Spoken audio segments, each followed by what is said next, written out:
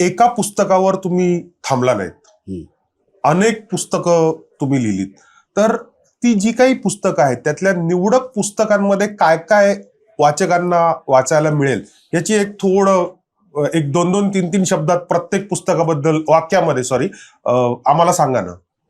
खरं तर ही वकील पारधी माझं पुस्तक आलं. भूकंप झाला, किल्लारीचा भूकंप. तर दुभंग नावाचं कादंबरी, पहिल्यांदा भूकंपावरती मी कादंबरी लिहिली. शेतकऱ्यांचं कसं वाईट झालं, सामान्य लोकांचं किती वाईट झालंय.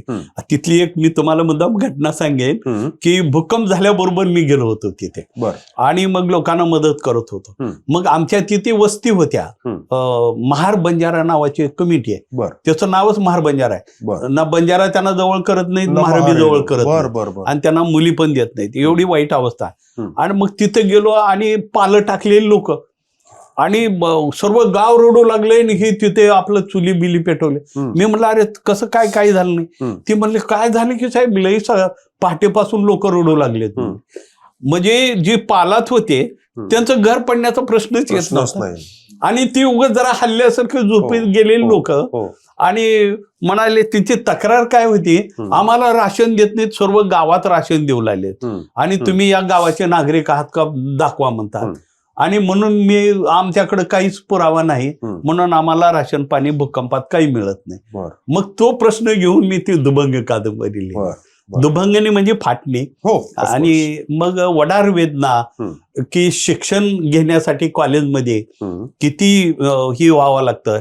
वडाराचे लोक शेणाच्या रेगा मारायच्या, एक गाडी गेली, 2 गाड्या गेल्या तर बापाला वाटलं की त्याला माझं फसवणूक करू लागलेत. मी तर 15 गाड्या टाकल्या आणि मला 9 गाड्याचे पैसे देत आहेत. माझ्या पोराला आता गाड्या लिहायला शिकवलं पाहिजे म्हणून त्याला ते शाळेत घालतात आणि मग तो शिकतो आणि मग साहेब होतो आणि तोही कसा शोषण करू शकतो पुन्हा आणि या समाजाचा घटक कसा होतो ह्याच्यावर मी ती कादंबरी वडार वेदना नावाची लिहिली.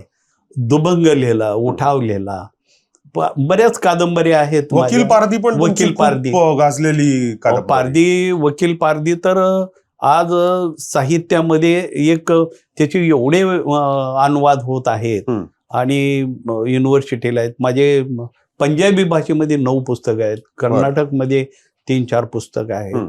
तर ही सर्व मी जी लिहिलंय ही कुठली कॉपी नाही करत मी.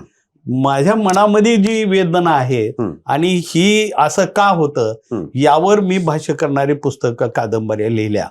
त्यामुळं हे नवीन साहित्यामध्ये वाटतं की अरे हा अनुभव वेगळा आहे, हे काहीतरी केलं.